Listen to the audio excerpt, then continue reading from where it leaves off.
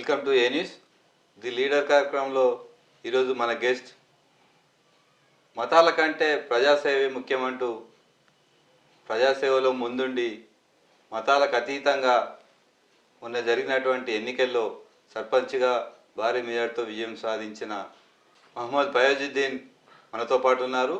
వారి రాజకీయ ప్రస్థానం ఎలా కొనసాగింది తెలుసుకునే ప్రయత్నం చేద్దాం. నమస్తే అన్న. నమస్తే అన్న. మీరు మొట్టమొదటిసారిగా ఈ రాజకీయాలకు రావడానికి కారణాలు ఏంటి? ఎప్పుడు మీ రాజకీయ ప్రస్థానం ఎలా కొనసాగింది? అంటే చాలా మనం చిన్న వయసు అంటే 22 సంవత్సరాలు 2002 ఆ సంవత్సరంలో అప్పుడు టీఆర్ఎస్ పార్టీ ఉంది. కానీ మేము తెలుగుదేశం పార్టీలో కీర్తిశేషులు గడ్డం సత్యగౌడ్ గారు మాజీ సర్పంచ్గా వారి ఆధ్వర్యంలో మేము టీడీపీలో పనిచేయడం జరిగింది. సుమారు ఆయనతో 15 సంవత్సరాల ప్రయాణం చేయడం జరిగింది. తెలుగుదేశం అంటే రాజకీయానికి ఒక స్కూల్ లాగా ఉండే తెలుగుదేశం నాయకత్వం అంటే. అప్పుడు తెలుగుదేశంలో పనిచేయడం జరిగింది. అప్పుడే నేను 2002లో వార్డు మెంబర్గా గెలిచి సత్యగౌడ్ గారు వారి సతీమణి శారదమ్మ సర్పంచ్ ఉండే వారితో నా ప్రయాణం రాజకీయంగా అప్పుడన్నా. తర్వాత మీరు ప్రజాప్రతినిధిగా అయితే దాని తర్వాత మనం వార్డు మెంబర్గా 2002లో నేను గెలుపొందాను. 2002 నుంచి మేము ఇప్పుడున్న గ్రామ పంచాయతీ కూడా మా హయాంలోనే కట్టడం జరిగింది. దాని తర్వాత నేను మళ్ళీ అదే రిజర్వేషన్ కలిసి రాకపోవడంతో ఆగిపోయాను. దాని తర్వాత నేను సర్పంచ్గా 2013లో సర్పంచ్గా పోటీ చేయడం జరిగింది. నా రాజకీయంగా అంటే పదవి వార్డు మెంబర్గా గెలిచిన నేను ఎందుకో రాజకీయంగా నాకెంతో చాలా ఆలోచన ఉండే పోవాలనే ఉద్దేశంతో. గ్రామంలో సత్యగౌడ్ గారు కూడా నాకు మంచి సహకరించేది. మండల స్థాయిలో నేను వార్డు మెంబర్ ఉన్నప్పుడే మండల స్థాయిలో నేను టీడీపీలో అధికార ప్రతినిధిగా ఉన్నాను మండల నాయకత్వంలో. కాబట్టి అప్పటి నుంచే నేను రాజకీయాల్లో ముందు పోవాలనే ఆలోచనతో ఉండే 2013లో సర్పంచ్గా పోటీ చేసిన. అంటే వాస్తవానికి అప్పటి వరకు మా సత్యగౌడ్ గారు లేరు. ఆయన జడ్పీటీసీగా పోటీ చేసి ఓడిపోయిన తర్వాత ఆయన అనుకోకుండా హార్ట్ రావడంతో ఆయన చనిపోవడం జరిగింది. దాని తర్వాత 2013లో నేను ఇండిపెండెంట్గా పోటీ చేయడం జరిగింది. అప్పుడు టీఆర్ఎస్ పార్టీ తరపు నుంచి క్యాండిడేట్ పోటీ చేయడం. నేను ఇండిపెండెంట్ అంటే అప్పుడు నేను ఎంఆర్పిఎస్లో వికలాంగుల అధ్యక్షుడిగా ఉన్న జిల్లా అధ్యక్షుడిగా ఉన్నా. నేను ఎంఆర్పిఎస్ పరంగా 2013లో నేను సర్పంచ్గా పోటీ చేసి చిన్న తేడాతోనే ఓడిపోయడం జరిగింది. అప్పుడు నాకు 770 ఓట్లు వచ్చినాయి. అధికార పార్టీకి 800 ఓట్లు వచ్చినాయి. చిన్న తేడాతోటే నేను ఓడిపోవడం జరిగింది. దాని తర్వాత నేను మళ్ళీ సర్పంచ్ ఎలక్షన్ కాగానే ఎంపీటీసీకి కూడా పోటీ చేశాను. ఎంపీటీసీ పోటీ చేసినా ఓడిపోయాను. అయినా ప్రజల్లో ఉన్నాను ఎల్లప్పుడూ. అంటే నాకు దాదాపు ఇక్కడ ఉన్న అన్ని కులాలతోటి మేము వరుసలు పిలుచుకుంటాం. ఎల్ఎస్సి మాదిగ కాడ నుంచి బ్రాహ్మణ్స్ ఓసీ వరకు కూడా మేము మా కుటుంబం కానీ మా గ్రామంలో అన్ని కులాల వాళ్ళం వరుసలు పెట్టి పిలుచుకుంటాం. కులాలకు అతీతంగా అందరికీ ఏది చిన్న సమస్య వచ్చినా నాంతు సహకారం చేసుకుంటూ నేను దాదాపు 2006-07 నుంచి ఓపెన్ కాస్ట్ ఉద్యమం మీద రాష్ట్ర లెవెల్లో మేము పోరాటం చేయడం జరిగింది ఇందిరాగాంలో. అప్పుడు నిజంగా ఇక్కడ ఉన్న మీడియా మిత్రులు అందరూ నాకు మునీర్ భాయ్ లాంటి వాళ్ళు పెద్ద మనుషులు అందరు సలహా సూచనలు ఉండే. పాషామయ్య సార్, బావల గోపాల్ సార్, గద్దరన్నతోటి ఇక్కడ పెద్ద ప్రోగ్రాం పెట్టడం జరిగింది. అంటే ప్రజల పక్షాన ఉండాలనే నాకు తపన ఉండేది. ఎప్పటికీ ప్రజల పక్షాన ఉండాలి, ఏం తీసుకొని పోతాం ప్రజలకు పనిచేయాలనే ఆలోచనతో ఉండే.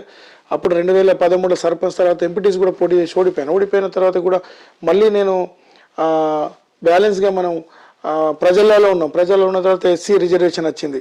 అయినా న్యూట్రల్గా ఉండి ఎస్సీ క్యాండిడేట్ కోసం మనం పనిచేయడం జరిగింది. అప్పుడు ఎస్సీ సర్పంచ్ అయిన తర్వాత మళ్ళీ 2018లో కూడా సర్పంచ్గా పోటీ చేశాను, ఓడిపోయాను. అయినా మళ్ళీ ఎంపీటీసీగా పోటీ చేశాను. కాంగ్రెస్ పార్టీ పరంగానే ఉన్నాను. కాంగ్రెస్ పార్టీ నాయకత్వం అప్పుడు లేదు. ఎందుకంటే వెంకటేష్ నేత ఓడిపోయిన తర్వాత కాంగ్రెస్ పార్టీని వదిలిపెట్టి వెళ్ళిపోవడం జరిగింది. అప్పుడు మాకు నాయకత్వం లేదు. జిల్లాలో ఒక జిల్లా అధ్యక్షులు వాళ్ళు ఉండే, కానీ మా ఏరియాకి వచ్చి పనిచేసేంత లేకుండే. కాబట్టి అయినా మేము కాంగ్రెస్ పార్టీ పరంగా అధికార పార్టీ టీఆర్ఎస్ తోటి పోరాటం చేసినాం. అప్పుడు కూడా నేను సర్పంచ్ ఎంపీటీసీగా ఓడిపోయిన తర్వాత కూడా ఇది 4 సార్లు ఓడిపోయినా నేను వెనకడుగు వేయలేదు. ప్రజల్లో ఉన్నాను. ఎవరు పేదవారు చనిపోయినా నేను అక్కడ ఉంటాను. నేను కులానికి ముస్లిం కానీ గుణానికి ముస్లిం కాదు. ఎందుకంటే ఏ పేదవాళ్ళు చనిపోయినా నా అంతు సహాయం ఉంటుంది. నేను నా భుజాన పాడే మోసేటోని. ఎందుకంటే ఇక్కడ ఉన్న అన్ని కులాల వాళ్ళతో వాళ్ళ బిడ్డగా, వాళ్ళ తమ్మునిగా, వాళ్ళ అన్నగా నేను అండగా నిలబడ్డాను. కాబట్టి ప్రజలు ఈసారి నన్ను ఎన్ని శక్తులు అంటే రాజకీయంగా మీ అందరికీ తెలుసు, ఎమ్మెల్యే ఎలక్షన్లో నాపై జరిగిన విషయాలు మీ అందరికీ తెలుసు, దాదాపు సోషల్ మీడియా అంతా వచ్చింది. బాల్క సుమన్ గారు నన్ను ఎంత ఇబ్బంది పెట్టారు, నేను టీఆర్ఎస్ పార్టీలో రావాలని చెప్పి, నాకు ఇక్కడ రోడ్డు పైన సొంత ల్యాండ్ ఉంటుంది, ఆ ల్యాండ్ కూడా దౌర్జన్యం చేసి అధికారులతో ఒత్తిడి చేసి అందులో కమిటీలు గడసాని, లేకపోతే నువ్వు టీఆర్ఎస్లోకి రావాలంటే నేను రాను అంటే రోడ్డుకి ఇలా సుమారు 30 లక్షల వ్యాలున్న భూమిని కమిటీలు కట్టడం జరిగింది. అయినా నేను ఒకటే అనుకున్నా, కమిటీలు కట్టినా ఆ భూమి దాత నా పేరు ఉంటుంది జీవితాంతం, నేను ఇచ్చిన పేరే ఉంటుంది పోనీ అనే ఉద్దేశంతో, ప్రజల కోసమే అనే ఆలోచనతో నేను ప్రజల్లో ఉన్నా. ఆ రోజు అసలు కాంగ్రెస్ పార్టీ టికెటే చెన్నూరుకు రాదని చెప్పి బాల్క సుమన్ వేసిన ఎత్తుగడ్డలో నేను ఒక దాంట్లో కీలక పాత్ర వహించిన సిపిఐ నారాయణ గారితో, పెద్దలు గౌరవనీయులు సిపిఐ నారాయణ అంటే నాకు చాలా గౌరవం, ఉద్యమకారులు ప్రజల పక్షాన ఉండే నాయకత్వం. కానీ సిపిఐ నారాయణ గారితో నేను రిక్వెస్ట్ చేయడం జరిగింది, మాట్లాడడం జరిగింది, సార్ మా చెన్నూరు కాన్స్టిట్యూన్సీ సిపిఐ గుర్తే మాకు తెలియదు, దయచేసి మీరు బెల్లంపల్లి లేకపోతే కొత్తగూడెం సైడ్ అటు ఎడగన తీసుకోను సార్ అని చెప్పి ఆయనతో కూడా మాట్లాడింది. మా రాష్ట్ర నాయకత్వంతో మల్లు రవి గారితో కానీ మరి పొంగులేటి శ్రీనివాస్ గారితో కానీ చాలా మందితో మాట్లాడడం జరిగింది. కాంగ్రెస్ పార్టీతో మాట్లాడిన వారితో వాళ్ళకి సంబంధించిన మాటలు నేను ఎప్పుడు బయటికి రిలీజ్ చేయలేదు. సిపిఐ నారాయణతో మాట్లాడింది యూట్యూబ్లో రావడం జరిగింది. అదేవిధంగా బీఆర్ఎస్ నాయకులతో కూడా ఇదే బాల్క సుమన్ కూడా నన్ను ఎన్నో రకాలుగా ఇబ్బంది పెట్టినా నేను ఖచ్చితంగా కాంగ్రెస్ పార్టీ టికెట్ ఇక్కడ రావాలి అని చెప్పి కోరడం జరిగింది. వివేక్ సార్ కాంగ్రెస్ పార్టీలో రాకముందు నుంచే నేను వివేక్ సార్ గారితో నేను పర్సనల్గా టచ్లో ఉన్నాను. సార్కు నేను ఎన్నోసార్లు కోరుకోవడం జరిగింది. ఎందుకంటే నేను టీడీపీలో ఉన్నప్పుడు నేను మర్చిపోను, జీవితాంతం మర్చిపోను. కాక నన్ను ఎప్పుడు అంటే కాక ఎంపీగా ఉన్నప్పుడు వాళ్ళ తనయుడు వినోదన్న మినిస్టర్ ఉన్నప్పుడు ఫయాజ్ ఇక్కడ ఓపెన్ కాస్ట్ విషయంలో కానీ ఏ విషయంలోనే నేను ఎప్పటికీ అడ్డుపడేది. అయితే నన్ను కాక డైరెక్ట్ ఫయాజ్ అనేటోడు మాతో తీసుకొని రా నేను చెప్పడం జరిగింది. కానీ అప్పుడు నేను కాకతోటి పోలేకపోయాను. సార్ మీరు ఉండాలి ఖచ్చితంగా, కాంగ్రెస్ పార్టీ అంటేనే కాక అంటేనే కాంగ్రెస్ పార్టీ, మీరు రావాలి సార్ నేను పర్సనల్గా చాలాసార్లు మెసేజ్ పెట్టడం జరిగింది. మీరు కాంగ్రెస్ పార్టీలోకి వస్తేనే కాక ఆత్మ శాంతిస్తుంది సార్ అని చెప్పి కూడా చెప్పడం జరిగింది నేను సార్ తోటి. కానీ సార్ కూడా మంచి నిర్ణయం తీసుకోవడం జరిగింది. వివేక్ వెంకటస్వామి గారు కాంగ్రెస్ పార్టీలో రావడంతో పెద్దపల్లి పార్లమెంట్లోనే 7 స్థానాలకు ఒక గాలి ఒక ఊపు వచ్చింది ఆయనకు. ఎందుకంటే సొంత అభిమానులు ఉంటారు కాక కుటుంబానికి, కాబట్టి అలా మనం కాంగ్రెస్ పార్టీకి వచ్చింది. ఆయన తర్వాత ఆయన గెలిపించుకోవడానికి కీలక పాత్ర వహించినాం. నా స్థాయిలో నేను పనిచేసిన. మొన్న నాకు సర్పంచ్ ఎలక్షన్లో చాలా బాధపడ్డాను. నేను 4 సార్లు ఓడిపోయినప్పుడు కూడా బాధపడలే. నేను నా ఎంబడి ఉండి అందరూ ఎక్కడ అధికారం ఉంటే అక్కడ ఉన్న నాయకులు కాంగ్రెస్ పార్టీలో వచ్చిన స్వాగతించిన సార్ గెలవాలని, వివేక్ సార్ గెలవాలి, కాంగ్రెస్ పార్టీ అధికారం రావాలని స్వాగతిస్తే వాళ్ళు మొన్న నాకు టికెట్ రావద్దని, నాకు కాంగ్రెస్ పార్టీ మద్దతు రావద్దని చెప్పి చాలా శక్తులు సార్ దగ్గర ఎన్నో ప్రయోగాలు చేశారు. కానీ సారు దేవుడు లాంటి వాడు. సార్ ఏంటంటే కష్టపడ్డ కార్యకర్తకు న్యాయం చేయాలనే ఆలోచన ఉన్న వ్యక్తి. నన్ను ఎలా గెలిపించుకోవాలి, వీళ్ళు ఇంతమంది ఫయాజ్ను అడ్డుపడుతున్నారని చెప్పి వారికి 1-4 సార్లు సర్వే చేయించి ఇందారంగ గ్రామంలో దాదాపు నాకు తెలిసిన ఒక 4-5 సార్లు సర్వే చేయించిన తర్వాతనే నాపై ఒక మంచి నిర్ణయంతో సార్ శుక్రవారం రోజు ఫోన్ చేయగానే ఫయాజ్ను నామినేషన్ చేసుకొని నేను ఉన్నాను అని చెప్పడం జరిగింది. అయినా సార్ ఇక్కడ చాలామందిని ఆపినా కానీ ఫయాజ్కు వ్యతిరేకంగా ఏకమవుతారు అనే ఆలోచన ఉండే, కాబట్టి సార్ ఎవరిని ఇబ్బంది పెట్టలే, వాళ్ళు ఎవరైనా పోటీ చేయని ఉండు అని చెప్పడం జరిగింది. నిజంగా ఇందారం గ్రామ ప్రజలకు నేను ఏది చేసినా తక్కువనే. ఈ గ్రామాన్ని తెలంగాణ రాష్ట్రంలో 1వ నెంబర్లో నిలబెట్టినా ఈ గ్రామ ప్రజలకు ఇంకా నేను రుణపడి ఉంటానని అనుకుంటాను. ఎందుకంటే నేను ఇక్కడ కులాలకు అతీతంగా ఉన్నా. మాదిగ, మాల, వాల్మీకి, మంగలి, సాకలి, బెస్తా అలా అని చెప్పుకుంటా పోతే 24 కులాలు నా దగ్గర ఉన్నాయి. అన్ని కులాలు కూడా నిజంగా నేను పడితే బిడ్డ నువ్వు కొడుక నువ్వు బాధపడకు, నువ్వు ఎడవాల్సిన అవసరం లేదు, మేమున్నాం, ఇప్పటికి 4 సార్లు నష్టపోయినావు, ఎవరు బాధలు ఉంటే నువ్వు ఉన్నావు, ఇప్పుడున్న లీడర్లు ఓన్లీ ఎలక్షన్ల టైంలో వస్తారు అని నేను దాదాపు 15-20 సంవత్సరాల క్రితం నుంచే నేను వినాయకుల మండపాలు సుమారు మా దగ్గర 10 నుంచి 14 మండపాలు ఉంటాయి. ఏ మండపమైన దగ్గర నేను అన్నదాన కార్యక్రమం చేస్తా. నేను సొంతంగా వాల్మీకి సోదరుల దగ్గర ఒక వినాయకుని కూడా పెట్టిన సందర్భం ఉంది ఒకసారి. అలా అని నేను ముస్లిం అయినా నేను నా మతాన్ని పూజించిన ఇతర మతాలను అంతే గౌరవిస్తా. ఎందుకంటే అది నాకున్న గుణము, నా తండ్రి ఇచ్చిన గుణము. మా కుటుంబం మొత్తం మా తండ్రి కాడి నుంచి కూడా మేము కులాల వారిగా అన్నదమ్ముల కలిసిమెలిసి ఉన్నాం. అంటే మా నాన్నకు కూడా బామర్ది ఇట్లా పిలుచుకునేటోళ్ళం. ఆ రకంగా రాజకీయాల్లో మేము గ్రామంలో ఉన్నాం. కాబట్టి నిజంగా ఈసారి నేను 4 సార్లు నష్టపోతే ఎంత బాధపడ్డానో నాకు తెలియదు. కానీ ఈసారి నాకు టికెట్ కోసం మద్దతు కోసం బాధ పెట్టిన నాయకులు కూడా నా దృష్టిలో ఉన్నారు, సార్ దృష్టిలో ఉన్నారు. ఖచ్చితంగా ఆ దేవుడు కానీ ఆ సార్ కానీ వాళ్ళు చూసుకుంటారు. కానీ అదేవిధంగా ఈ గెలిచిన ఆనందం ఆ బాధల కన్నా ఎక్కువ ఆనందం. ఎందుకంటే సారు సార్ చేసిన ఏ ఐడియాతోటి ఫయాజ్ని గెలిపించుకోవాలని సార్ చేసుకున్న ఐడియా సార్కు ఉంది. అదేవిధంగా ప్రజలు కూడా నేను దొరికిన దాదాపు నా దగ్గర 4600 చిల్లర ఓట్లు ఉంటాయన్న. అయితే ఏ ఓటర్ దగ్గర పోయినా నాకు కలిసిన ప్రతి మహిళ నాతో సమానంగా బాధపడ్డారు. నేను వాళ్ళని ఎప్పుడు జీవితాంతం మర్చిపోయారు. అన్ని కులాల వారు, ఏ కులం అని కాదు, అన్ని కులాల వారు నాతోటి బిడ్డను బాధపడకు, ఎక్కడ చూసినా ఈసారి ఫయాజ్ని గెలిపించాలి, సచ్చినా బతికినా ఫయాజ్ వస్తాడు. ఎవరు ఇక్కడ అందరూ పెద్ద కులస్తులు ఎవరున్నా, బీసీలలో ఉన్న పెద్ద కులస్తులు ఎవరున్నా పేదవారు చనిపోతే పోయేవాళ్ళు కాదు, పేదవాళ్ళు ఆపదలు ఉంటే పోయేవాళ్ళు కాదు. నేను 100% నాతోటైనా చారణైనా నేను సాయం చేసి అక్కడ నిలబడే వ్యక్తిని. కాబట్టి నన్ను ఆదర్శించారు. గతంలో ఉన్న నాయకులు ఎన్నికల సమయంలో మాటలు ఇచ్చి కూడా పని చేయని పరిస్థితులు ఉండే. కానీ ఈ ఎన్నికల్లో చూసుకున్నట్లయితే దాదాపుగా చాలామంది ఫయాజ్ను ఓడించాలని లక్ష్యంగా పనిచేసిండ్రు. నోట్ల కట్టలు పెట్టారు. అయినప్పటికీ కూడా ఒక మతానికి సంబంధం లేని వ్యక్తి, మేజర్గా ఉన్నటువంటి ఓటర్లకు సంబంధం లేని వ్యక్తిని ఆదరించడం పట్ల ఎట్లా వస్తారు? నేను ఇప్పటికంటే అన్న ప్రజలకు నిజంగా జీవితాంతం రుణపడి ఉంటే వాళ్ళకి పాదాభివందనాలు. ఎందుకంటే అన్న ఇద్దరు నాయకులు పటేల్ పట్టువారిని నేను కూడా ఎలక్షన్ల ముందు చెప్పడం జరిగింది. వాళ్ళు లక్షల రూపాయలు సుమారు నాకు తెలిసే మటుకు 1,50,00,000 దాకా వాళ్ళిద్దరు ఖర్చు పెట్టారు. కానీ నా స్తోమత అది కాదు. నేను డబ్బుల కోసం నన్ను ఎక్కడికి పోయినా నువ్వు రూపాయి ఖర్చు పెట్టే అవసరం లేదు బిడ్డ, ఈసారి నేను గెలిపించుకుంటామని చెప్పి నన్ను ఆదర్శించారు కదా. అందుకని ఆ ప్రజలకు నేను జీవితాంతం రుణపడి ఉంటా. ఈ గ్రామంలో ఎన్నికలు వస్తేనే నన్ను ఒక కులం పేరుతో నన్ను విభజించే ప్రయత్నం చేస్తారు కొంతమంది నాయకులు. ఆ నాయకులు ఎవరో నాకు తెలుసు, గ్రామ ప్రజలకు తెలుసు. ఆ నాయకుల పేరు కూడా తీయదలుచుకోలేదు. ఎందుకంటే అది ధర్మం కాదనుకుంటాను నేను. ఎందుకంటే వారందరితో నేనంటానా నా మాదిగూడెం పోయి వాళ్ళ పల్లెంలో అన్నం తినే వ్యక్తిని నేను. మీరు నిజంగా ఈ గ్రామానికి నాయకత్వం వహిస్తే ప్రతి కుటుంబంలో కూడా నా లెక్కనే మీరు ఉండాలని నేను కోరుకుంటాను. ఎందుకంటే ఇక్కడ కులాలు మతం కాదు, నేను ఏ కులమైనా కలిసిమెలిసి ఉంటాను. మీరు ఇలా నన్ను ఎలక్షన్ రాగానే చాలామందికి ఫోన్లు చేసి ఏదేమైనా ఆ తుర్కానికి ఓటేస్తారా, ఊరు అమ్ముకుంటాడు అన్న. నా జీవితం అది కాదు. నేను రాజకీయంగా ఈ ఇందారం గ్రామంలో ఇప్పటికంటాను ఇలా సర్పంచ్గా గెలిచిన కదా, రాజకీయంగా ఫయాజ్ అనేవాడు ఒకరి దగ్గర ఒక 500 రూపాయలు తీసుకొని ఈ పోలీస్ స్టేషన్లకి ఈ పని అనో లేకపోతే ఉద్యోగం పెట్టిస్తానో ఈ పని చేస్తానో ఈ రోజు కూడా నిరూపించిన రేపు పొద్దున మా వివేక్ వెంకటస్వామి కాళ్ళ దగ్గర నా రాజీనామా లెటర్ పెడతా. ఎందుకంటే నా గౌరవనీయులు ఆయన నన్ను సహకరించింది కాబట్టి. వివేక్ వెంకటస్వామి ఫయాజ్ని సెలెక్షన్ చేయడం నిజంగా నేను సార్ని కూడా నేను ఎంత చెప్పాలన్నా నాకు అసలు ఏం మాట్లాడాలి నాకు భాష.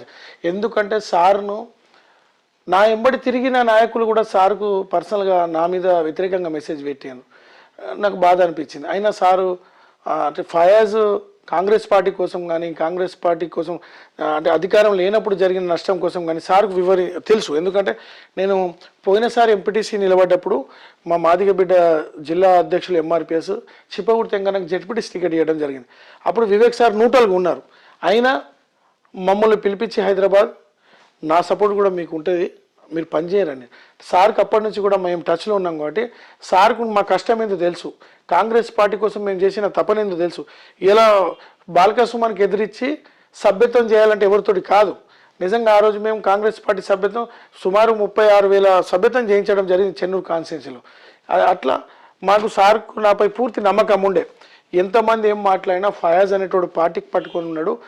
ఈరోజు నేను ఫయాజ్కు సహకరించకపోతే ఫయాజ్ రాజకీయ జీవితం క్లోజ్ చేయాలి. అంటే ఫయాజ్కు సానుభూతి విజయం సాధించే దిశగా తీసుకొచ్చిందా? అభివృద్ధికి సంబంధించిన విషయంలో ప్రజలు నమ్మి ఫయాజ్ని గెలిపించింది అనుకుంటున్నారు. అంటే ఒకటైనా సానుభూతి ఒక పక్కన ఉంటే నష్టపోయిండు ప్రజలలో ఉన్నాడు అనే ప్రజల దృష్టిలో ఉంటే వివేక్ వెంకటస్వామి గారు కూడా స్ట్రాటజీ అంటే ఆయన ఆలోచనతో ఏ రకంగా నేను ఫయాజ్ని గెలిపించుకోగలుగుతాను, ఎట్లా అంటే సార్ ఒక మాట చెప్తే నిలబడ్డ క్యాండిడేట్ కూడా ఆగే పరిస్థితి ఉండే. కానీ ఆగితే వీళ్ళు ఆగినా ఫయాజ్కు చేయరు అనేది సార్కు ఉన్నది అది ఐడియా. ఎందుకంటే వీళ్ళు ఆగినా ఫయాజ్కు చేయరు, వీళ్ళకి కొంచెం క్యాస్ట్ ఫీలింగ్ ఉంది. వీళ్ళు ఫయాజ్ కొంత అంటే నేను ఉద్యమం నుంచి వచ్చినాను నేను వాస్తవానికి నేను శారీరకంగా వికలాంగుడైనా దేవుడు నాకు ఇంత కొంచెం తెలివి ఇచ్చింది కాబట్టి నేను ఉద్యమకారుడిగా నేను ఖచ్చితంగా మంచి పెద్ద పెద్ద నాయకులకు ముందు నేను ఉద్యమం చేసిన వ్యక్తిని. అయితే నా మీద సార్కి ఎలా తప్పుడు సమాచారం ఇచ్చినంటే సార్ రేపు ఫయాజ్ గెలితే మీ మాట కూడా వినడు అనే కాడికి సార్ను ఆ రకంగా చేసింది. కానీ సార్ ఎప్పుడు అట్లా పట్టుకోలేదు. నేను సార్ దగ్గర ఎట్లా గౌరవంగా ఉన్నా సార్ దగ్గర ఏ రకంగా ఇలా జైపూర్ మండల కాంగ్రెస్ పార్టీ అధ్యక్షుడిని అధికార పార్టీలోకి వచ్చి 2 సంవత్సరాలు అవుతుంది. 2 సంవత్సరాల నుంచి ఒక మండల అధ్యక్షుడిగా నా చలామణి ఏంది, నా నడక ఏంది, నా ఆలోచన ఏంది, నేను సార్కు దాటి ఒక మాట తీయలేదు. ఈ మండలంలో ఉన్న నాయకత్వానికి కూడా గౌరవించుకుంటూ ఎన్ని వర్గాలు ఉన్నాయి మీ అందరికీ తెలుసు అన్న, ఈ వర్గాలను కూడా అందరినీ కలుపుకొని నేను సారు మాటకే గౌరవించుకుంటూ నేను పోయినాక జిల్లా అధ్యక్షుడిగా ఉన్న రగన్నకు కూడా నా పూర్తి రాజకీయ జీవితం తెలుసు. రగన్నతోటి కూడా నా ప్రయాణం జరిగింది కాబట్టి సార్ పూర్తిగా అంటే ఫయాజ్కి తప్ప నేను ఇంకోళ్ళకి ఇస్తే కాంగ్రెస్ పార్టీకి న్యాయం చేయటట్టు కాదు అనే ఉద్దేశం సార్ 100% ఆలోచించి నేను బాధపడ్డా కూడా నువ్వు బాధపడే అవసరం లేదు, నేను ఎలా గెలిపించుకోవాలని నేను చూసుకుంటానా ఆ రకంగానే అనే ఆలోచనతో సార్ ఉన్నాడు. ఫయాజ్ గెలిస్తే అందరినీ శాసిస్తాడు అనేది కొంత మీ పార్టీలకు చెందిన నాయకులే కొంతమంది ప్రచారం చేయడం జరిగింది. నేను ఓడించడానికి కూడా కుట్రలు చేసిండ్రు, నిజమేనా? చాలామంది అన్న అంటే నా మతాన్ని చూసి అలా మాట్లాడడం జరిగింది తప్ప కానీ నాతోటి ఉన్న ప్రతి ఒక్కరు కూడా ఎట్టి పరిస్థితుల్లో ఫయాజ్కే టికెట్ ఇస్తాడు, ఫయాజ్కే మద్దతు ఇస్తాడు సార్ కాబట్టి ఫయాజ్కు రాకుండా ఇనానుమాస్ అయితే బాగుంటుందనే ఒక తెరపై ఒక నాయకుడిని ఒక బిజినెస్ మ్యాన్ని తీసుకురావడం జరిగింది. నేను ఆయనను కూడా కోరడం జరిగింది. నేను ఆయనను కూడా బావా అని పిలుస్తాను. నేను ఇక్కడ కులాలు మనం అంతా పిలుస్తాం. నేను వాళ్ళతో కూడా అదే బాధపడ్డాను. నన్ను కూడా పర్సనల్గా అంటే సార్ నన్ను ఎప్పుడు ఫయాజ్ నువ్వు ఆగు వీళ్ళకి చేద్దామని నన్ను ఎప్పుడు సార్ నన్ను అడగలే. కానీ వేరే వాళ్ళు అడిగితే నేను ఒకటే అన్నా, నేను ఎట్టి పరిస్థితుల్లో నేను 4 సార్లు పోటీ చేసి ఓడిపోయిన వ్యక్తిని, ప్రజల్లో ఉన్నాను, 100% నేను పోటీ చేస్తాను, నాకు సార్ మీద నమ్మకం ఉంది, సార్ నాకు హామీ ఇచ్చాడు. అంటే ఎన్నికల సమయంలో కూడా ఈ సంఘర్షణ రావడం జరిగింది. ఎందుకంటే కొంతమంది మా దాంట్లో వచ్చేటప్పుడు కూడా నేను గ్రామ సర్పంచ్గా నా బాధ్యత సార్ అని చెప్పడం జరిగింది. కాబట్టి నాకు సార్ మీద పూర్తి నమ్మకం ఉండే. వాళ్ళు అంటే నేను మాట్లాడే తీరును అంటే నేను ఎక్కడ కూడా అంటే నా రాజకీయ జీవితంలో నేను ఎప్పుడు కూడా ఎక్కడ తలవంచలే అన్న. ఇది నా ఓపెన్ అంటే నా భావన అట్లాంటిది. నేనేం చేయలేను అంటే దేవుడు పుట్టించిన ఆలోచనను నేను ఇంకోటి చేయలేము. నేను అవసరం ఉందని కాలు మొక్కటం, అవసరం లేదని చెప్పి చేతులు లేపటం నా జీవితం కాదు. నేను తప్పు చేస్తే 1000 మంది ముందు కాదు, లక్షల మంది ముందు నేను ముక్కు భూమికి రాస్తా. నేను అవసరం అంటే 1000 మంది ముందు వాళ్ళ కాలు మొక్కమంటే మొక్కుతా. నేను తప్పు చేస్తే తప్పు చేయనప్పుడు ఎదుటివారు ఎంత పెద్దవారైనా కానీ నేను తల వంచే పరిస్థితిలో ఉన్నాను. కాబట్టి దీన్ని వాళ్ళు ఫయాజ్ ఏదైనా సూటిగా మాట్లాడదు, నేను ముక్కుసూటి మాట్లాడతా అన్న.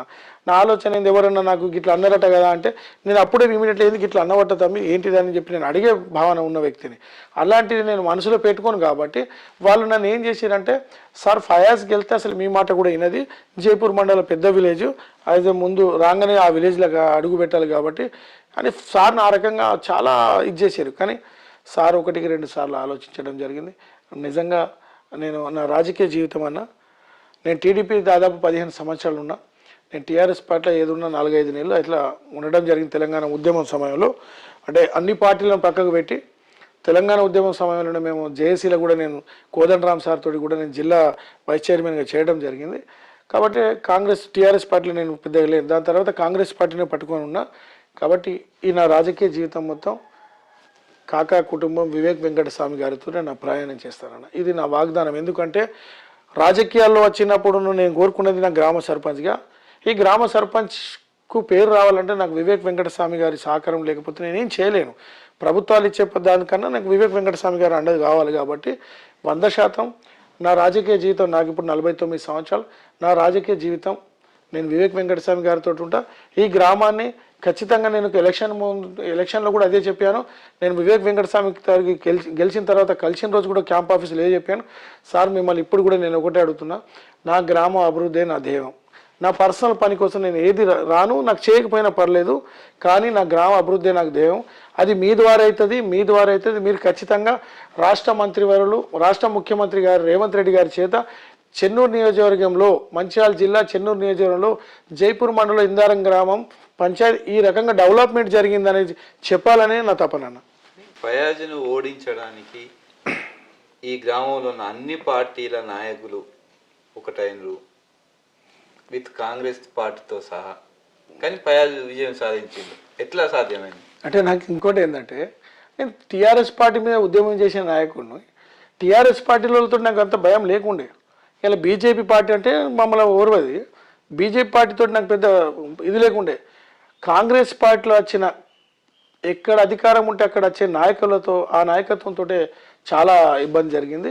ఇలా వాళ్ళు కాంగ్రెస్ పార్టీలో మేము ఉన్నామని చెప్పి నన్ను ఎట్టి పరిస్థితుల ఫయాజ్కు గెలుపుకు అడ్డుపడాలనే ఆలోచనతోటి వాళ్ళు ఉంటే, వాళ్ళ కోట్ల రూపాయలు, వాళ్ళ పెద్దరికం ఏది పని చేయలే.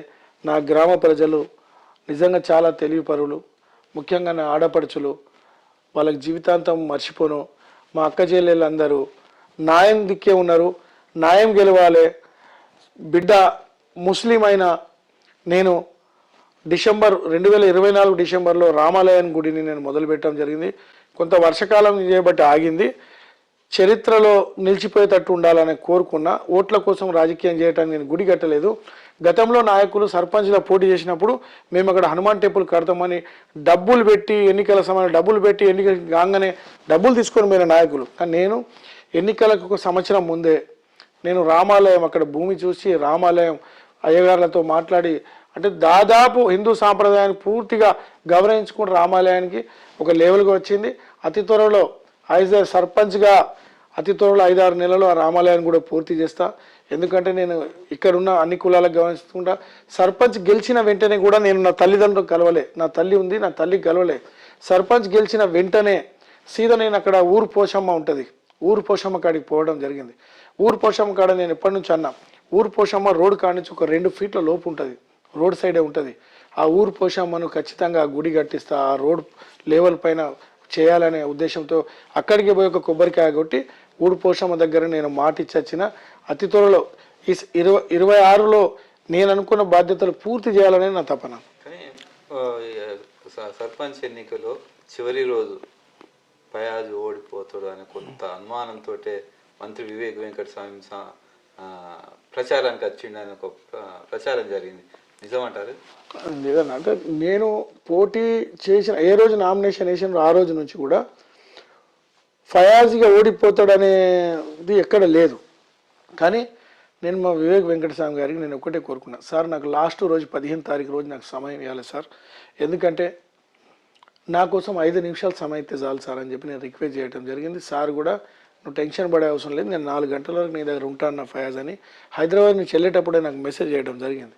నేను చాలా ఆనందంగా పడ్డా. ఆ రోజు నేను మా మహిళలందరినీ శివాలయం సెంటర్లో పిలిచిన వెంటనే సార్ చెన్నూరు కాన్ఫరెన్స్లో ఎక్కడెక్కడ తిరిగినరో అందరికన్నా ఇందారం గ్రామంలో ఆడపడుచులు అందరూ చాలామంది స్వాగతం పలికినారు. సార్ కూడా అక్కడ వచ్చిన వెంటనే చూసిన తర్వాత నా గుర్తు బాల్ గుర్తు కాబట్టి అక్కడ బాల్ తోటి సార్ ఆడుతూ ఉంటే సార్ ఆనందమే అనిపించింది. నాకు గెలుపు ఖాయమైంది అనేది. ఎందుకంటే అక్కడ స్వచ్ఛందంగా వచ్చారు మా దగ్గర జనాలు. ఆ రోజు నేను నామినేషన్ వేసే రోజు కూడా నేను 4గురితోటే నామినేషన్ వేద్దాం అనుకున్నాను. నేను ఎవరికి చెప్పలేదు, అందరు బ్రహ్మాండంగా ర్యాలీలతోటి పోయారు. నేను ఎవరికి చెప్పలేదు. అంటే నేను నమాజ్ అయిన తర్వాత బయటికి వెళ్తే నాకు నజీర్పేలే నుండి ఇటు ఎస్టీ వాడ నుండి నన్ను కొంతమంది మహిళలు ఏందన్న అందరూ వేసారు నామినేషన్, ఇక లాస్ట్ నువ్వు వేస్తలేమంటే, లేదమ్మా నాకు ఇప్పుడే మంత్రి గారు చెప్పడం జరిగింది, నేను ఇప్పుడు వేస్తానంటే, అన్న నువ్వు ఒక అరగంట ఆగు మేము వస్తానని చెప్పి నేను శివాలయం సెంటర్ కాడికి మసీద్ కానీ శివాలయం సెంటర్కి అయితే సుమారు 400-500 మంది మహిళలు నా కోసం రావడం జరిగిందని. అట్లా నా మహిళలు నేను జీవితంలో మర్చిపోను. ఇందారం గ్రామంలో ఉన్న ప్రతి మహిళకు తోడబుట్టిన అన్నగా, వాళ్ళ తమ్ముడిగా, వాళ్ళ కొడుకుగా అండగా నిలబడతా. వాళ్ళకి సమస్య వస్తే నా కుటుంబానికి సమస్య వచ్చినట్టే ఖచ్చితంగా నేను అండగా నిలబడతా. నాకు అండగా నా వివేక్ వెంకటస్వామి వంశన్న ఇద్దరు ఉన్నారు. ఈ గ్రామ ప్రజలందరూ నాకు సహకరిస్తారని చెప్పి నాకు పూర్తి నమ్మకం ఉంది. ఇందారం గ్రామ ప్రజల సానుభూతితోటి ఫయాజ్ గెలిచిండా? అధికార పార్టీ సంక్షేమ పథకాలు కాంగ్రెస్ పార్టీ చేస్తున్న అభివృద్ధిని చూసి ఫయాజ్ కోట్లు వేసారంటారు అన్న? 100% అన్న అన్నీ కలిసి ఉన్నాయి. అంటే నాకు సానుభూతి ఒక పక్కనైతే తెలంగాణ వచ్చిన కాడ నుంచి గతంలో పాలకులు చేసింది ఏమీ లేదు. ప్రజలకు అందింది ఏం లేదు. దళితులకు 3 ఎకరాలు అన్నారు, ఉన్న దళితుల భూములు గుంజుకొని మశాన వాటికలు కట్టడం జరిగింది. వాళ్ళ అవసరాల కోసం, వాళ్ళ కాంట్రాక్టుల కోసమే. అలా అని దళిత బంధు అన్నారు. వాళ్ళు ఎంబడి తిరిగే కొంతమందికి ఈ మండల్లో ఇంత పెద్ద విలేజు, సుమారు 5,000 ఓట్లు ఉన్న విలేజ్లో ఒక్క అబ్బాయికి ఇచ్చారు, అది కూడా బాలిక సుమన్ ఎంబడి తిరిగి అబ్బాయికి ఇచ్చారు. అంటే అట్లాంటివి. కాబట్టి ఇక్కడ కాంగ్రెస్ పార్టీ అధికారంలో వచ్చిన తర్వాత మొదటిగా మహిళలకు ఫ్రీ బస్సు ఇవ్వడం జరిగింది. ఇవాళ నిజంగా 15 సంవత్సరాల క్రితం పెళ్లిలైన వాళ్ళకు కూడా రేషన్ కార్డు లేని పరిస్థితి. ఈ ఇందారం గ్రామంలో సుమారు 350 నుంచి 400 రేషన్ కార్డు రావడం జరిగింది. ఇలా సన్న బియ్యం, ఇలా అంటే మధ్యతరగతి వాళ్ళు ఒక బియ్యం తింటే పేదవాళ్ళు ఇంకో బియ్యం, దొడ్డు బియ్యం తింటాను మనం చూసినాం. ఇలా మధ్యతరగతి పేదవాడు ఉన్నవాడు అనే తేడా లేకుండా ప్రజానాయకుడిగా రేవంత్ రెడ్డి గారు తీసుకున్న సన్నబియ్యం కార్యక్రమం చూడరు. అదేవిధంగా ఇలా ప్రతి కుటుంబానికి 200 యూనిట్ అన్న, నాతో సహా 200 యూనిట్లు మేము లాభపడుతున్నామంటే సుమారు నెలకు 3-4 వేల రూపాయల కరెంటు బిల్లు మనకు మాఫీ అవుతుంది. అలాంటిది అదేవిధంగా ఇలా గ్యాస్ సిలిండర్కి సంబంధించిన 500 సబ్సిడీ రావడం జరుగుతుంది. మరి గతంలో రైతుల కోసం తెలంగాణ రాష్ట్రం అని చెప్పి మన ఉద్యోగాలన్న కేసీఆర్ పాలనలో రైతులకు ఎంత మాఫీ చేసిండన్న? ఇలా 2 లక్షల రూపాయలు మాఫీ చేసిండు రేవంత్ రెడ్డి గారు. అంటే అసలు రేవంత్ రెడ్డి గారు అధికారంలో వచ్చినప్పుడు అప్పుల పాలు చేసిండ్రు కదా, అయినా కానీ రేవంత్ రెడ్డి గారు 2 లక్షల రూపాయలు రైతులకు ఒకే దాటిగా మాఫీ చేయడం, ఈ పథకాలు కూడా ప్రజలలో ఉన్నాయి. నేను ఇంకోటన్నా, correct sarpanch election Congress party గెలిచిన వెంటనే సమయానికే సర్పంచ్ ఎలక్షన్ పెడితే ఈరోజు ఎవరో అక్కడక్కడ టీఆర్ఎస్ వాళ్ళు గెలిచిండ్రు అంటారు కదా, అసలు టీఆర్ఎస్ కాదు, బీజేపీ కాదు, ఏ పార్టీ ఉండకపో కాంగ్రెస్ పార్టీకి 200% సర్పంచ్లే కాదు, స్థానిక ఏ ఎలక్షన్ పెట్టినా కాంగ్రెస్ పార్టీ గెలిచేవారు. అప్పుడున్న పరిస్థితి అట్లుండే. ఇవాళ ఉన్న పరిస్థితికి అప్పటి ఉన్న పరిస్థితి. ఇవాళ ఖచ్చితంగా పథకాలు ఒక దిక్కు, ప్రజల అభిమానం ఒక దిక్కు, మా వివేక్ వెంకటస్వామి గారి అభిమానం ఇంకో దిక్కు. నాకు ఈ 3 రకాలుగా నా సానుభూతి ఒక దిక్కు, ఈ 4 రకాలుగా నాకు ప్రజలందరూ సహకరించారు. అన్ని రకాలుగా కాంగ్రెస్ పార్టీ పథకాలు మంచిగా ఉన్నాయి. ఫయాజ్ 4 సార్లు నష్టపోయిండు. కులానికి ముస్లిం అయినా అన్ని మతాల దగ్గరికి గౌరవించే బిడ్డ కాబట్టి దుర్గామాతల దగ్గర కానీ మన మన వినాయకుల దగ్గర కానీ ఇలా గుడి కట్టడానికి అంత పెద్ద నిర్ణయం తీసుకోవడం చిన్న పిల్లల ఆట కాదు. ఇలా నేను అన్ని కులాల దగ్గర ఉన్నా కాబట్టి వాళ్ళందరూ కూడా మా బిడ్డ, మా తమ్ముడు, మా కొడుకు అని ఆ ఉద్దేశంతో మహిళలందరూ ఎవరు ఎన్ని డబ్బులు ఇచ్చినా తీసుకుంటాం, కానీ మా ఫయాజ్ కోటెత్తాం. నేను నా భార్య ఎన్నికల సమయంలో మా సతీమణి కూడా, నేను వికలాంగున్నా, ఊరు మొత్తం తిరగలేకపోయినా, తిరిగినా ఒకరోజు తిరుగుతూ ఇంకో రోజు తిరగలేని పరిస్థితిలో ఉన్నా. నా సతీమణి, నా కుమారుడు, మా కుటుంబ సభ్యులు, మా పాలి వాళ్ళు, వీళ్ళందరూ మా సతీమణి తిరిగిన కాడ కూడా నువ్వు బాధపడక తల్లి, ఈసారి మీ ఫయాజ్ గెలుతాడు, మేమున్నాం, మేము గెలిపించుకుంటాం అని చెప్పి మహిళలు చెప్తే మా సతీమణి మాట్లాడిన మాటలు, ఆమె చెప్పే ఆనందం నన్ను గెలిపించినాయని చెప్పి ఇదన్న. ఎందుకంటే వాళ్ళు డబ్బులతో వచ్చారన్న. 2 నాయకులు కూడా ఇక్కడ ఒక వెంచర్ యజమానులు, 2 నాయకులు కూడా వెంచర్ కోసమే పోటీకి వచ్చిండు. ఇప్పుడు కొత్త క్యాండిడేట్ పట్టువారి కొడుకు అనేది ఆయన వెంచర్ కోసం వచ్చిండు. దొరగారికి సంబంధించిన భూమిలో సుమారు 191, 192 సర్వే నెంబర్లో అది ఏమైందంటే అక్కడ అప్పుడే దొరగారి వాళ్ళ సతీమణి ఇంజనీర్ కాలేజ్ కోసం, మెడికల్ కాలేజ్ కోసం 2.5 ఎకరాల భూమి గిఫ్ట్ రిజిస్ట్రేషన్ ఇవ్వడం జరిగింది. కానీ అప్పుడు లోకల్లోకి తెలియక షామ్షేట్ అనే అతను గిఫ్ట్ రిజిస్ట్రేషన్ కూడా ఆ కమిటీ కూడా వాళ్ళ కుటుంబ సభ్యుల కమిటీ పెట్టుకొని ఆ గిఫ్ట్ చేసుకొని అది కూడా దాంట్లో ఇలా వెంచర్లు అమ్ముకోవడం జరిగింది. ఆ వెంచర్ కోసమే ఇలా ఒక నాయకుడిగా గతంలో సర్పంచ్ ఎంపిక చేసిన జక్కు వెంకటేశ్వర గారు కూడా దాంట్లో పార్ట్నర్ ఉన్నారు, ప్లస్ ఈ సాగర్ అనే ఆయన కూడా దాంట్లో పార్ట్నర్. వాళ్లకు ఫయాజ్ అనేటోడు గెలిస్తే మాకు కొంచెం ఇబ్బంది అవుతుందనే ఆలోచనతోటి నా మీద ఎంత స్ట్రాటజీ వాడి నన్ను ఇబ్బంది పెట్టే ప్రయత్నం చేసిన, నిజంగా నేను నమ్ముకున్న ఈ లోకంలో ఉన్న దేవుడు లాంటి వాడు వివేక్ వెంకటస్వామి గారు. అదేవిధంగా నన్ను కన్న తల్లిదండ్రులాగా సమానంగా చూసుకునే నా గ్రామ ప్రజలు, వాళ్ళందరి ప్రేమాభిమానులతో ఉండే అన్న 100%. నాకున్న అనుమానం అంటే నాకున్న సమాచారం అంటే ఈ ఇందారం గ్రామ పంచాయతీలో 346 మెజార్టీ గెలిచిన మొదటి వ్యక్తి నేనే అనుకుంటా. గతంలో ఎవరు ఇంత మెజార్టీ గెలవలేదు. ఆ మెజార్టీ ఇచ్చిన ఈ ప్రజలకు నేను జీవితాంతం మర్చిపోనన్నా. అంటే ఈ గ్రామ ప్రజలు నీ వైపు ప్రయోజనంగా ఉండడానికి ముఖ్యంగా మీరు ఎన్నికలు ఇచ్చిన హామీలు ఉపయోగపడ్డాయి అంటారా? మీరు ఏ హామీలు ఇచ్చారు ప్రజలకు? అంటే నేను అన్న ఎన్నికల సమయంలో ఇచ్చే హామీలే ముఖ్యం కాదు వాళ్ళకు. నేను అనుకుంటానా, నేను ఎన్నికల సమయంలో ఖచ్చితంగా వాళ్ళ కులాల పరంగా నేను అండగా ఉంటా అని చెప్పడం. కానీ నేను ప్రతిసారి అంటే ఓడిపోయిన ప్రజలలో ఉన్నా కాబట్టి, అంటే ఏ పేదవాడు చనిపోయినా నేను అక్కడ 10 నిమిషాలు అక్కడ ఉంటా, ఆ కార్యక్రమం అయ్యేదాకా నేను ఉంటా. కాబట్టి వాళ్ళకి అది నా దగ్గర నచ్చింది ఒకటే, అంటే మానవత్వం ఉన్న వ్యక్తి, కులం కాదు మానవత్వం ఉన్న వ్యక్తి, ఆయన ఎక్కడికైనా వస్తాడు, ఏ మతంతో సంబంధం లేదు. నేను చాలా జగల హనుమాన్ టెంపుల్ కాడ, వినాయకుల దగ్గర, మన దుర్గామాత దగ్గర నేను పూజలో కూడా నిలబడేటోడిని, పూజలో కూడా కూకుండేటోడిని. నాకు కూడా నా కులంలో కూడా కొంతమంది నన్ను కూడా పెద్ద మనుషులు ఏదో రకంగా ఇట్లా కాదు బిడ్డ అట్లా అట్లా మాట్లాడినా నేను ఒకటే అన్నా, నా మనసుకు తెలుసు, నన్ను కన్న తల్లిదండ్రులు నా మనసుకు తెలుసు, ఆ తల్లిదండ్రులకు ఇచ్చే గౌరవం వాళ్ళకు పూజించాల్సిందే. నేను ఏ మతంలో ఉన్నానో నా మతం ఏమంటుంది, ఈ మతాన్ని పూజిస్తూ ఇతర మతాలను గౌరవించమంటుంది. నీ మతాన్ని పూజిస్తూ ఇతర మతాలను గౌరవించమంటుంది. నేను ఎంత పూజిస్తున్నా అంతే నేను ఇతర మతాలను గౌరవిస్తున్నా. నా తల్లిదండ్రులను నేను ఎంత పూజించినా, నా తల్లిదండ్రులపై నాకు ఎంత బాధ్యత ఉన్నా, ఇతరులు నా తల్లిదండ్రులతో సమానంగా వయసు ఉన్న వాళ్ళకు నా తల్లిదండ్రులతో సమానంగా గౌరవించమంటుంది. అది నా మతం అంటుంది. కాబట్టి నా మతాన్ని చాలామంది తప్పుడుగా సమాచారాలు పంపిస్తే నేనేం చేయలేను. ఎందుకంటే అవగాహన లేని వాళ్ళ కోసం నేను మాట్లాడే ఏ మతం కూడా మనిషి మానవత్వంగా గౌరవించాల్సిన అవసరం ఉందని చెప్పి ప్రతి మతం అంటుంది. కొంతమంది మతాలను రెచ్చగొట్టి మనను విభజించి వాళ్ళ సీట్ల కోసమే విభజించే ప్రయత్నం చేస్తున్నారు. రాజకీయాలకు సీట్లకు మతాలకు సంబంధం లేదు. మతం అనేది మన గడప లోపటి ఉంటుంది. గడప దాటంగానే భారత రాజ్యాంగాన్ని అమలు అవుతుంది. కాబట్టి బాబాసాహెబ్ రాసిన భారత రాజ్యాంగాన్ని మనం గౌరవించాల్సిందే. ఈ భారతదేశంలో పుట్టిన ప్రతి బిడ్డ భారతదేశ చట్టాలను గౌరవించాల్సిందే. ఫైనల్గా మీ ఇందారం గ్రామ ప్రజలకు ఏం చెప్తారు? నేను మా ఇందారం గ్రామ ప్రజలకు మరొక్కసారి పాదాభివందనాలు. ముఖ్యంగా నా ఆడపడుచులకు, నా తల్లులకు. నేను ఎన్నికల సమయంలో మాట్లాడిన మాటలు ఎక్కడ మాట్లాడి నేను ఎన్నికల సమయంలో మర్చిపోతా ఎన్నికల తర్వాత అనేది కాదు. ఎన్నికల సమయంలో మాట్లాడిన ప్రతి మాటకు కట్టుబడి ఉంటా.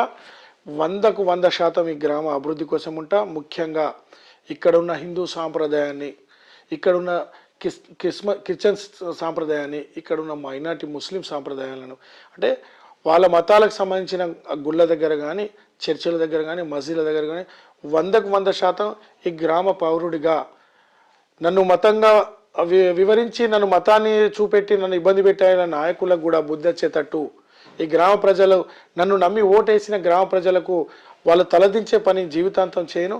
అన్ని మతాలకు గౌరవించుకుంటూ రేపు రాబోయే కాలంలో రేపటి నుంచి మొదటిగా నేను క్రిస్మస్ పండుగ వచ్చింది, ప్రతి చర్చికి పోవడం జరిగింది. వాళ్ళ ఆశీర్వాదం తీసుకున్నా, వాళ్ళకు కూడా కోరుకున్నా నా గ్రామ అభివృద్ధి కావాలని. మీరు ప్రతి సండే మీరు ఎప్పుడు దేవుని ప్రార్థించినా నా గ్రామ అభివృద్ధి కోసం, మేము చేసే మంచి పని కోసమే ప్రార్థించాలని కోరడం జరిగింది. కాబట్టి నేను ప్రమాణ స్వీకారం రోజు కూడా శివాలయంలో పూజించి కొబ్బరికాయ కొట్టి నేను ప్రజల ముందు ప్రమాణ స్వీకారం చేయడం జరిగింది. కాబట్టి ఇందారం గ్రామంలో ఉన్న ప్రజలందరికీ కోరుకుంటున్న, గుళ్ళు దేవుళ్ళే కాదు ముఖ్యము, అక్కడ అభివృద్ధి చేసుకుంటూ నా గ్రామంలో ఉన్న ప్రతి సమస్యపై దృష్టి పెడతాం. మంచినీళ్ళ సమస్య కానీ, మరి డ్రైనేజ్ కానీ, సిమెంట్ రోడ్స్ కానీ, ఇందాలో ముఖ్యంగా మన కరెంట్ సమస్య ఉంది, దానిపై కానీ. మీకు ఇంకో విషయం తెలుసా, ఎన్నికల సమయంలో చాలామంది ఎన్నికలు అయిన తర్వాత చేస్తూ అంటారు.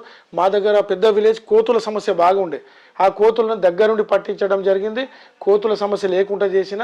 కాబట్టి ఇందారంలో ఏ చిన్న ఈగ ఆలినా, నా గ్రామ ప్రజలకు హాని జరిగే వస్తువు ఏది వచ్చినా నాకు తలిగే వాళ్ళ దగ్గరికి పోవాలని చెప్పి నేను అంటున్నాను. ఎందుకంటే నా గ్రామాన్ని సెక్యూరిటీ గార్డ్గా పనిచేస్తా, ఈ గ్రామంలో సేవకుడిగా పనిచేస్తా, ఈ గ్రామంలో వాళ్ళ కుటుంబ పెద్దగా ఉంటా. కాబట్టి ఈ గ్రామ ప్రజలకు నేను జీవితాంతం రుణపడి ఉంటా. నేను ఉన్నా లేకపోయినా ఫలానా ఫయాజ్ ఫలానా హయాంలో సర్పంచ్ చేసిండు, ఇలాంటి సర్పంచ్ మళ్ళీ రాలేదని కోరుకునేటట్టే నేను పనిచేస్తాను. Thank you. తనకి మతాలకు కులాలకు అతీతంగా ఈ గ్రామాన్ని అభివృద్ధి చేస్తా. ఖచ్చితంగా నాపై ఇందారం గ్రామ ప్రజలు పెట్టుకున్న నమ్మకాన్ని వమ్ము చేయకుండా వాళ్ళ సేవకుడిగా పనిచేస్తా అని చెప్పి మనతో పాటు ఫయాజ్ తెలిపారు. మరో లీడర్తో మళ్ళీ కలుద్దాం. నమస్కారం.